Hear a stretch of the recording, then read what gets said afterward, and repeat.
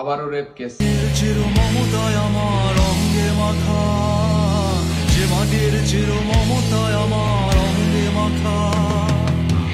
মঙ্গোলিয়ার একটা ছোট শিশুকে নির্ভীকভাবে রেপ করা হয়েছে।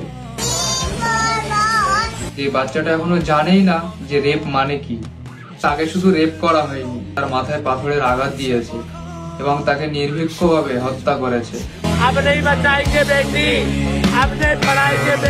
না, আমাদের দেশের আইন কি এতটাই কমজোর হয়ে গিয়েছে? দিনের পর দিন রেপ কেস বেড়েই যাচ্ছে। একটা খেলা হয়ে গিয়েছে, একটা খেলা। ভাইরে আফসোস, আমরা এমন একটা দেশে বাস করছি যেখানে আমার মা বোনেরা সুরক্ষিত নেই। আমাদের ভারতবর্ষে ডেইলি 46টার বেশিরও রেপ কেস হচ্ছে।